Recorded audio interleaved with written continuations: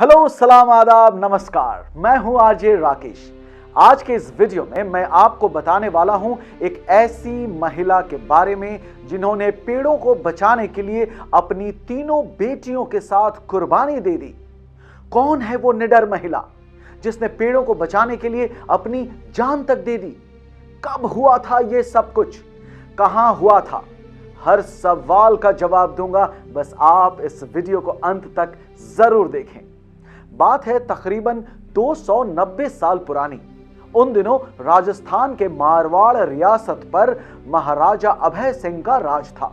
इतिहास के पन्ने बताते हैं कि उस वक्त राणा अभय सिंह महाराणगढ़ किले में फूल महल नाम से एक राजभवन का निर्माण करवा रहे थे।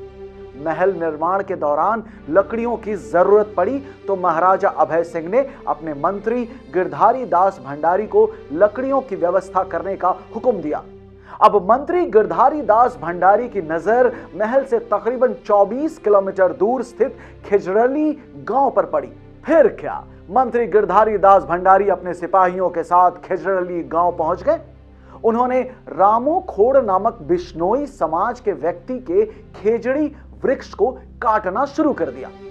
रेगिस्तान में पाया जाने वाला खेजड़ी वृक्ष का वहां की हरियाली बरकरार रखने में एक अहम भूमिका है।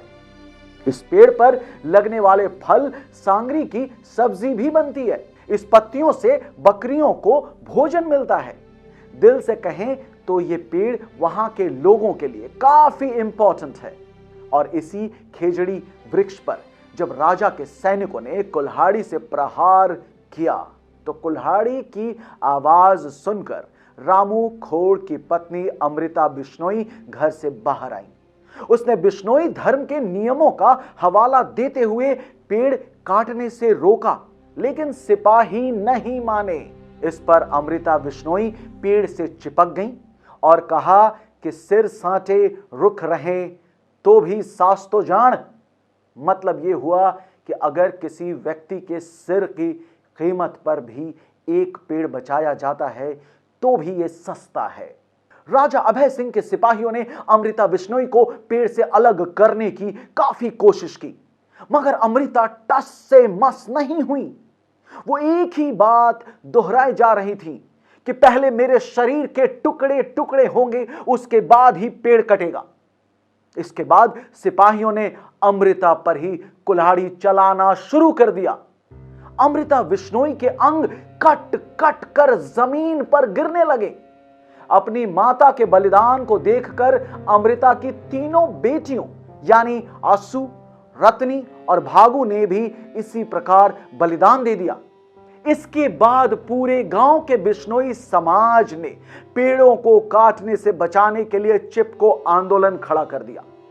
पेड़ों को बचाने के लिए एक के बाद एक करके गांव के 363 यानी 363 बिश्नोइयों ने अपना बलिदान दे दिया।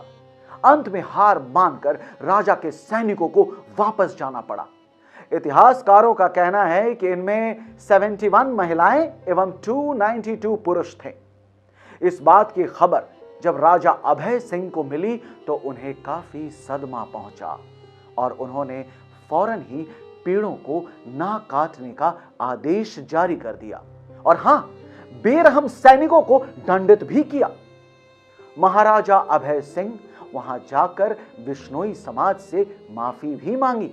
उन्होंने ताम्र पत्र देकर बिश्नोई समाज को आश्वस्त किया कि जहां कहीं भी किसी भी गांव में बिश्नोई निवास करेंगे वहां पेड़ कभी भी नहीं काटे जाएंगे। यह दिन था 11 सितंबर का। 1730 से लेकर आज तक 11 सितंबर के दिन बलिदान दिवस के रूप में खिजरली गांव में बिश्नोई समाज के लोगों का मेला लगता है। इस मेले में बिश्नोई समाज से जुड़े लाखों श्रद्धालु पहुंचते हैं और बलिदानियों के नाम पर अपना सर झुकाते हैं। सीमा पर खड़े जवान देश की रक्षा और हमारी सुरक्षा के लिए अपनी जान कुर्बान कर देते हैं। लेकिन इस दुनिया में कुछ लोग ऐसे भी होते हैं जो प्रकृति का महत्व समझते हैं और उनको बचाने के लिए अपनी जान कुर्बान कर देते हैं। पर्यावरण को बचाने के लिए जो बलिदान अमृता बिश्नोई ने दिया, उसकी जितनी भी तारीफ की जाए कम है। वो इतिहास में अमर हो गई। आज की तारीख में अमृता देवी के नाम से अवार्ड भी दिया जाता है। अब इसके आगे और क्या कहें।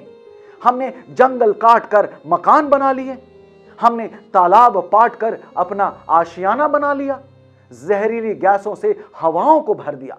अब प्रकृति कर रही है पलटवार। सदियों पुरानी प्रकृति की पूजा की परंपरा को हमने भुला दिया है। वक्त आ गया है कि अपनी इस गलती को हम सुधार लें और फिर से पेड़ पौधों की पूजा करें, उन्हें अपना बना लें। माना कि हम खिजरली राजस्थान की अमृता देवी बिश्नोई की तरह अपना जीवन पेड़ को बचाने के लिए बलिदान नहीं कर सकते हैं, मगर उनसे प्रेरणा लेकर पेड़ पौधों के साथ बेशक जी सकते हैं। यह तो हम सभी जानते हैं कि माता प्रकृति की पूजा करने की हमारी सदियों से परंपरा रही है। हमारी सनातन संस्कृति कण कण में ईश्वर के अस्तित्व को स्वीकार करती है। इंसान हो या जानवर या हो पेड़ पौधा, सदियों से इनकी पूजा होती आ रही है। आज हमारी जिंदगी ने रफ्तार बदल लिया है। इस भाग दौड़ के चक्कर में हम अपनी परंपरा और संस्कृति को भुला दिए हैं। इसका नतीजा भी हम भुगत रहे हैं। वक्त के साथ कदम से कदम मिला के चलना जितना जरूरी है, अपनी परंपरा को कायम रखना भी उतना ही जरूरी है। इसी खासम खास बात को आगे बढ़ाते हैं। आप सभी से यही गुजारिश करते हैं कि चलिए एक बार फिर उसी परंपरा को कायम रखते हैं, पेड़ पौधों की पूजा करते हैं, माता प्रकृति की आराधना करते हैं। दिल से कहें तो चलिए एक बार फिर से मिलजुल कर हम जड़ से जुड़ जाते हैं। फिलहाल आपसे यही कहते हैं कि पर्यावरण संरक्षण गतिविधि तथा हिंदू आध्यात्मिक एवं सेवा फाउंडेशन पेड़ पौधों की पूजा का विशेष आयोजन करने वाली है। जी हां, इसी महीने की 29 तारीख यानी 29 अगस्त 2021 की सुबह 10 से 11 बजे के बीच दिन है संडे।